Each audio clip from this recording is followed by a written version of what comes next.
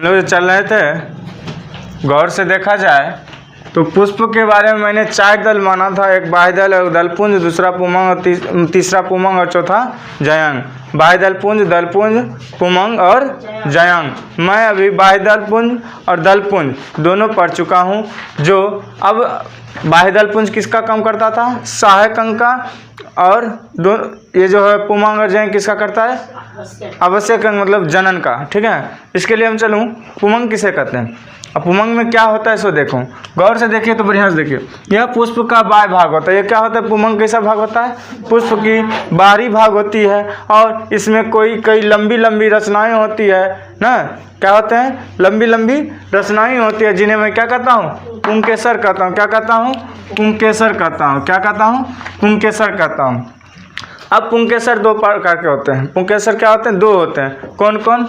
एक तंतु और दूसरा परागकोश। अब तंतु किसे कहते हैं? तो तंतु किसे कहते हैं आप लोग देख चुके हैं कि तंतु फिगर में भी देखे हुए हैं, मैं आपको प्रैक्टिकल भी करके दिखाया हूँ। तंतु किसे कहते हैं? तो लचीला और पतला, लंबा तथा डोरा के जैसे, डोरा होता है ना धागा, धागा के जैसे समान और पुष्पासन से जुड़ा रहता है। क्या रहता है? पुष्पासन से क्या रहता है? जुड़ा रहता है। उसी को क्या कहेंगे? तंतु कहेंगे। आगे चलता हूँ। अगला क्या कहा है? परागकोश। तंतु के अगला भाग है। तंतु के ऊपर जो है वो है परागकोश। क्या है? तंतु के ऊपर क्या है? परागकोश। तो तंतु के ऊपर का अग्र भाग है जो रहता है फूलों के पुंकेसर को छूने पर। जब पुंकेसर को छूते हैं, इस पुंकेसर को जब छुएंगे ना, तो इसमें एक पीला सा भाग है जो हमारे हाथ में क्या होता है? पाउडर की तरह लग जाता है। यही क्या होता है? परागकण होता है। क्या होता है? परागकण होता है। ये क्या होता है? परागकण होता है। इसी के कारण वो सब क्या करता है? फूलों अपना जनन करता है। पुष्प जो है इसी के सहारे क्या करता है? जनन भी करता है। चलिए, और जो परागकोश से निकलता है, परागकण किससे निकलता है? परागकोश से निकलता है। मैं आगे बढ़ता हूँ जयांग की ओर। चलिए, मैंने बाह्य दल, दलपुंज और क्या बाह्य दल, दलपुंज, पुमंग तक पढ़ चुका हूँ। और पुमंग के बाद अब जो है जयांग के बारे में चलूँगा, जिसको हम पिस्टिल कहते हैं। तो बढ़िया से देखिए, गौर से देखिए, मैंने यहाँ डिफिनेशन दिया हूँ। क्या दिया हूँ? यह एक या एक से अधिक स्त्री केसर। स्त्री का मतलब तो समझते ही होंगे ना। स्त्री वाला जितने भी काम होंगे वो किसके पास रहेगा? स्त्री केसर के पास रहेगा। और ये बना होता है इसी से। और ये कौन सा अंग है? मैं भी तुरंत बोला ना, स्त्री।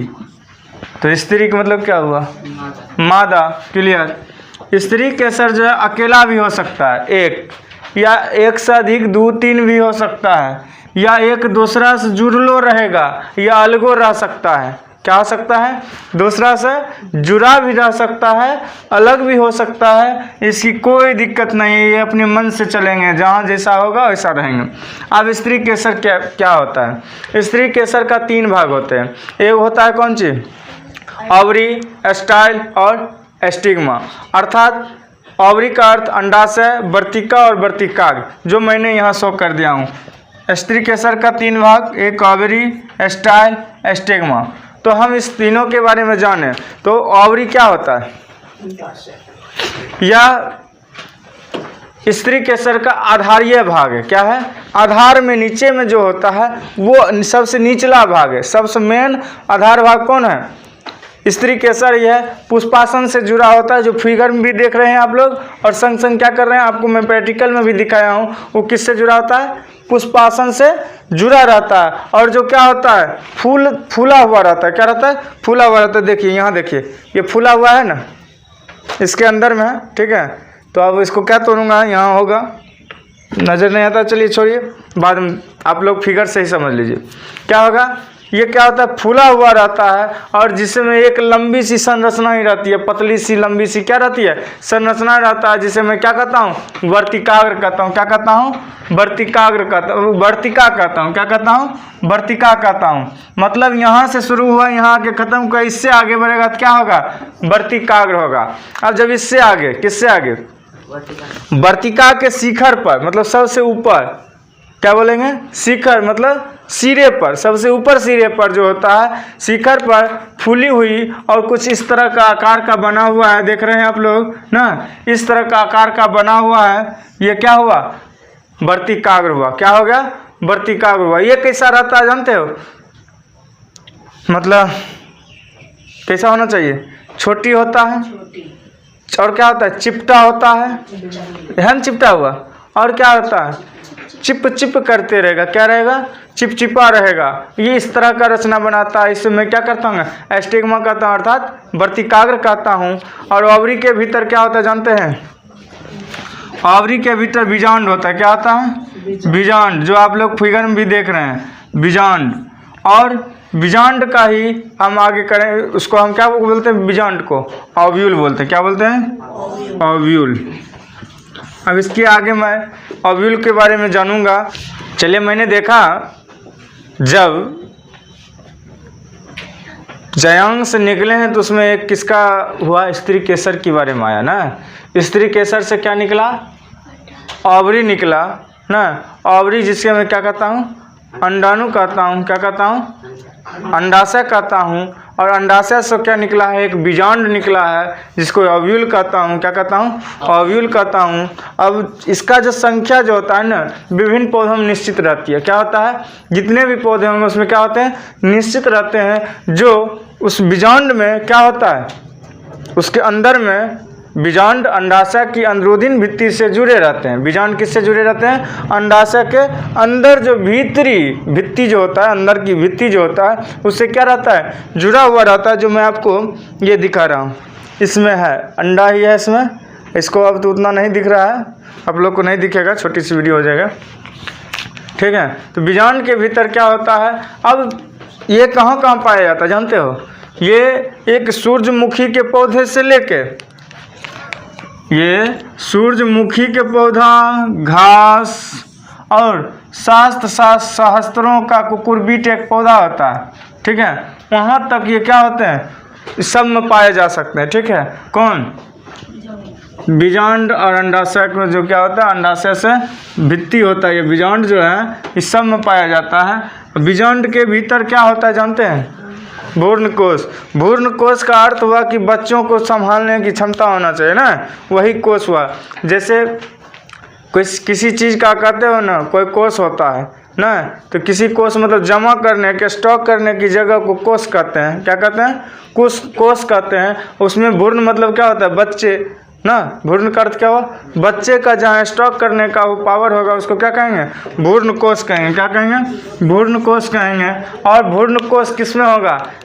नर में होगा कि मादा में होगा? अरे बुर्बक, ये बात हम समझ रहे हैं कि अगर जो हमें इतना जानकारी है कि बच्चे पैदा कौन करते हैं? खास करके मादा करते हैं। अब भ्रूण कोश किस में रहता है? तो मादा में रहेंगे, इसलिए हम क्या कहेंगे? मादा इसमें रहते हैं। क्या रहते हैं? मादा। तो मादा में ये पाए जाते हैं कौन? भ्रूण कोश। और इसमें मादा में होता कौन चीज़ है? युग्मक, गैमेट्स। क्या होता है इसका? गैमेट्स क्या होता है जी? गैमेट्स क्या होता है इसका? इसका गैमेट्स क्या होता है? ओवम होता है। क्या होता है? ओवम होता है। और ये क्या करता है? अपने क्रिया को क्या करता है?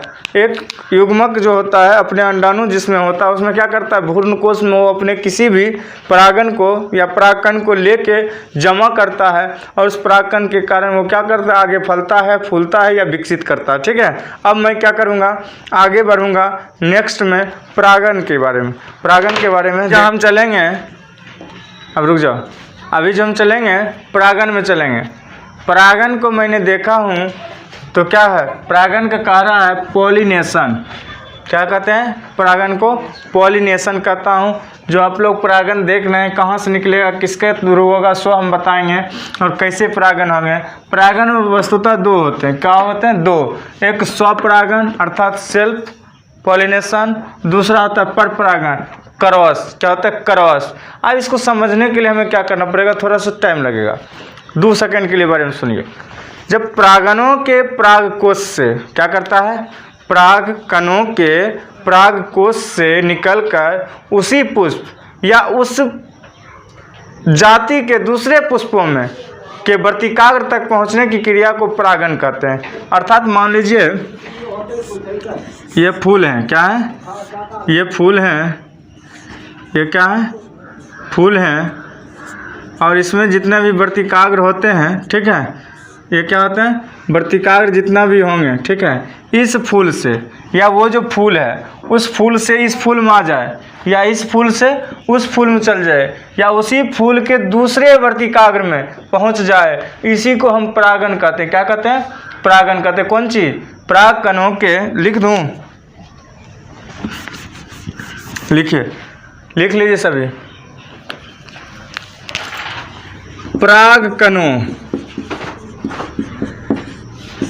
को क्या कहें, पराग कणों के पराग कोश, क्या कहेंगे, पराग कोश, पराग कोश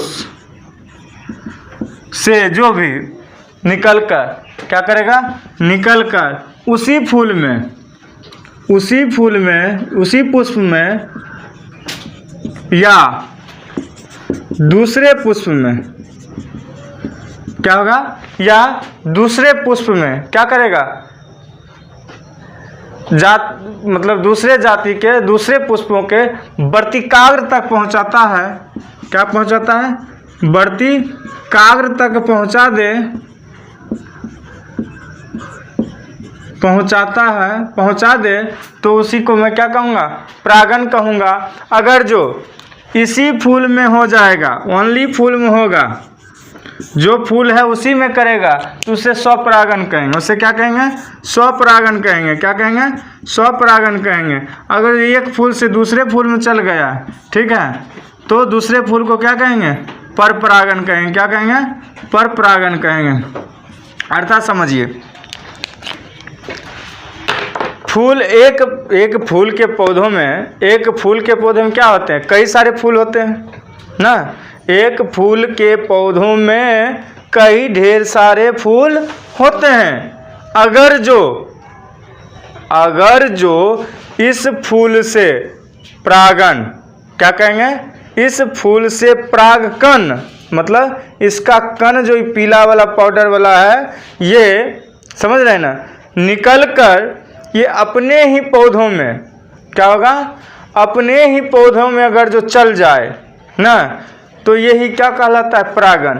या अपने पौधों के बाद दूसरे पौधा भी होगा ना उस बगल में, उस दूसरे पौधों के भी फूलों पर ये चल जाएगा, वर्तिकाग्र से निकल के वर्तिकाग्र तक पहुंचा देगा, तो क्या होगा, उसका भी क्या होगा, इसका एक प्रकार का परागण जब पहुंच जाता है, इससे क्या होता है, रिप्रोडक्शन हो जाता है। क्या होता है, रिप्रोडक्शन होता है। तो ये क्या हो गया, इस फूल से दूसरे फूल में जाए एक ही पौधा में, या इस फूल से निकल के अपने बगल वाले पौधों में चले जाए, तो भी ये क्या कहलाएगा, परागण ही कहलाएगा, लेकिन वो पर परागण कहलाएगा। क्या कहलाएगा, पर परागण। एक पौधा से दूसरे पौधा में जाएगा तो क्या होगा, पर परागण। और स्वतः अपने पौधा में रहेगा, दूसरे फूल में चल जाएगा तो उससे कोई फर्क नहीं पड़ता, लेकिन अपने पौधे में होना चाहिए, उसे क्या कहेंगे, स्वपरागण। स्व मतलब पुनः अपने के पास, अपने पर आधारित ना, और दूसरे में चल जाएगा, दूसरे पौधा में चल जाएगा तो क्या होगा, पर परागण कहलाएगा। इसी के आधार पर चलेंगे।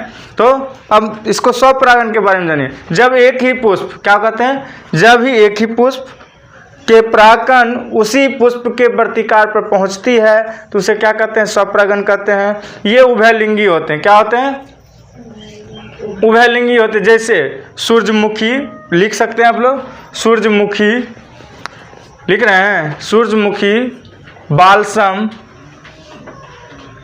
सूरजमुखी, बालसम, परचुलाका, सूरजमुखी, बालसम, परचुलुका, लाका, और ढेर सारे होंगे, ठीक, इस तरह से होंगे। अब पर परागण को फिर से डिटेल समझ जाओ।